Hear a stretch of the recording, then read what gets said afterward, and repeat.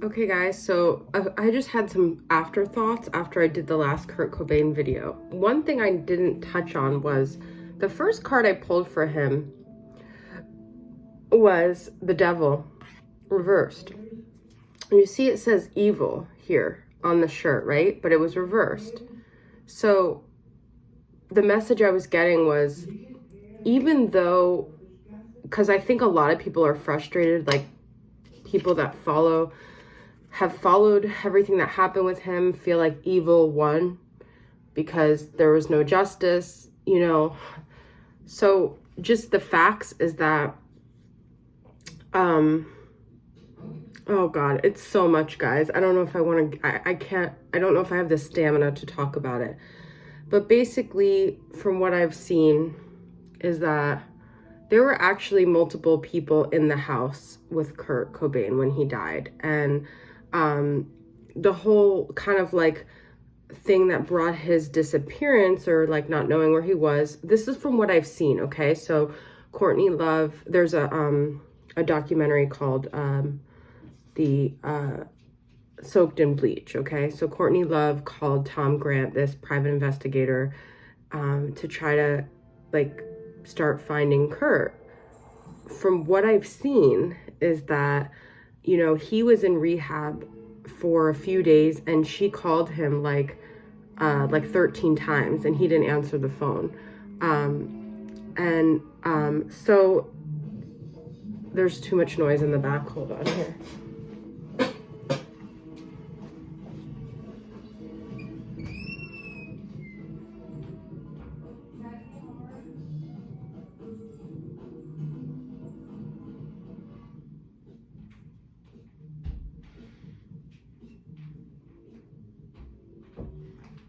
I really should go live with this. So, no, it's too much energy. Okay.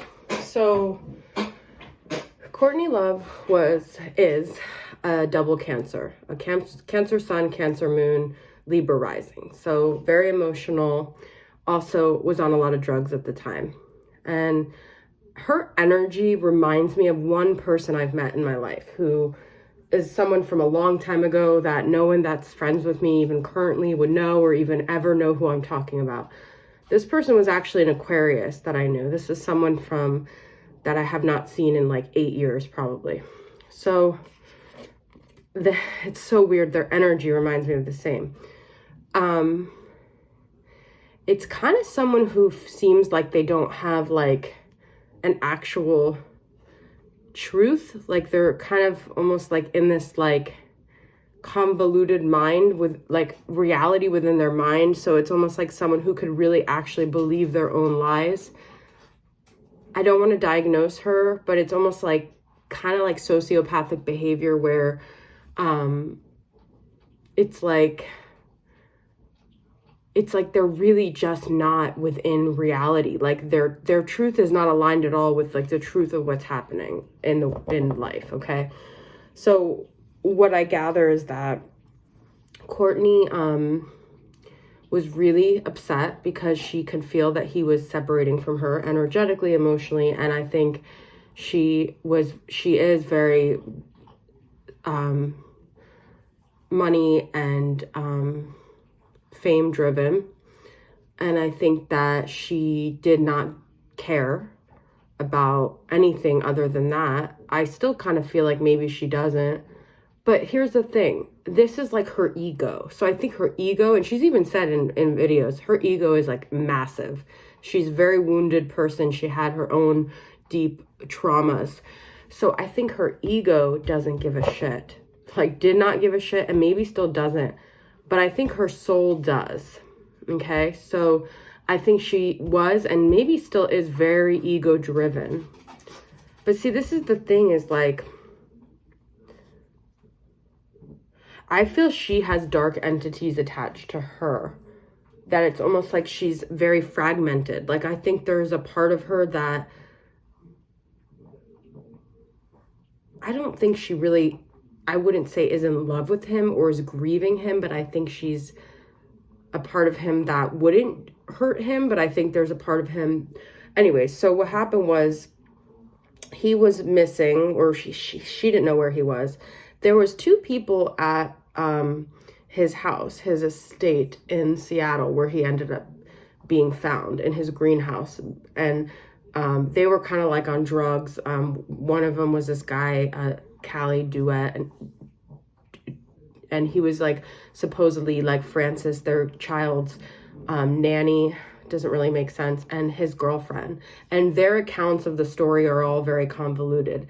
Now the PI was searching for her, and at first he was communicating with Courtney, and then Courtney decided to just communicate with Dylan, Kurt's best friend, when Dylan was with the PI.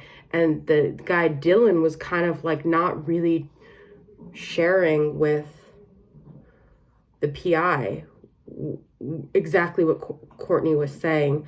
And anyways, it led to this electrician discovering Kurt's body when he had already been dead for 3 days.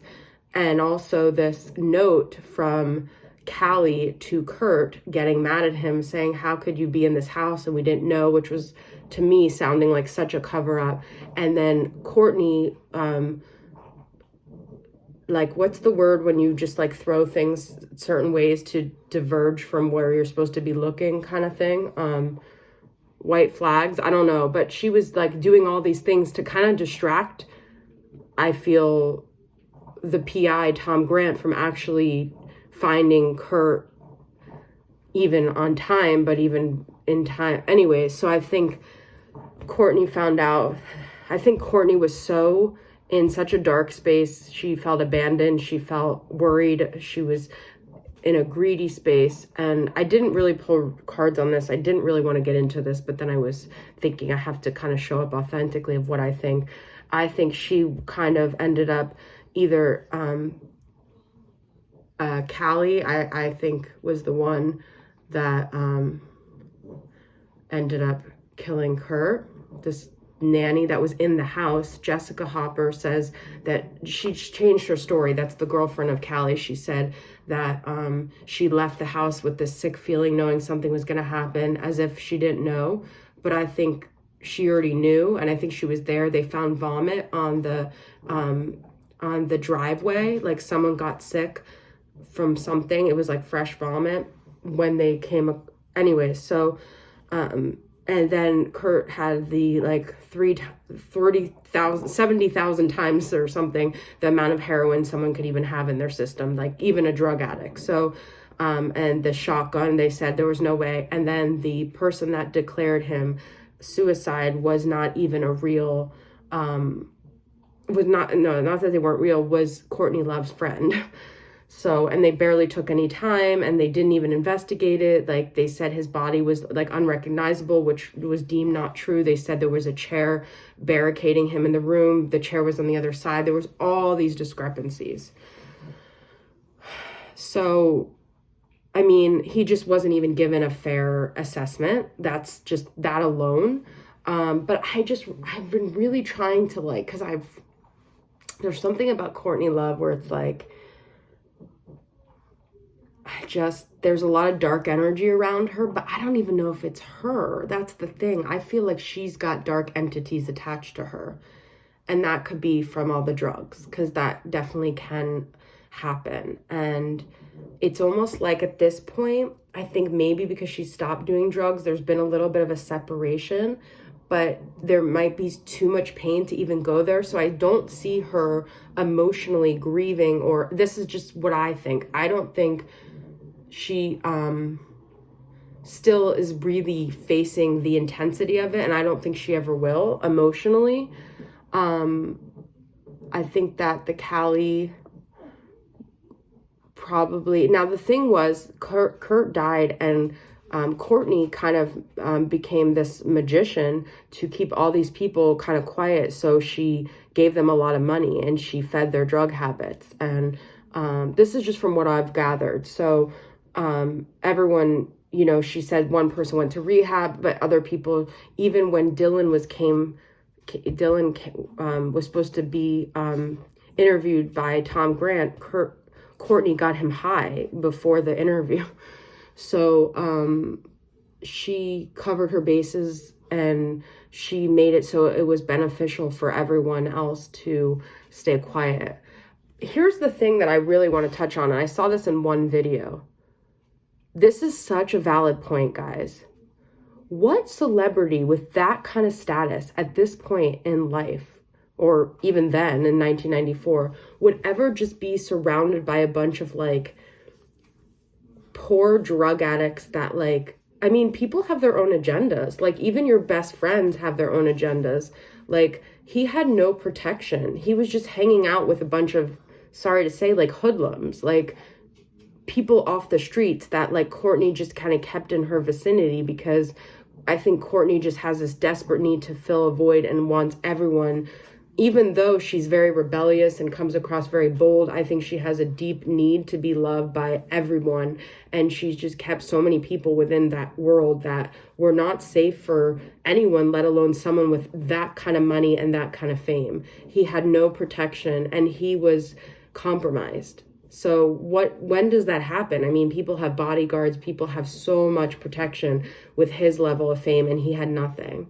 And so that alone, like, why wouldn't authorities look into that? That's, to me, very fishy. But I just wanted to come on here and just kind of be a little more real and share this. So, but my point is, you know, the evil was reversed. I'll do more tarot on it, okay? But I just wanted to kind of share my thoughts. All right, guys, bye.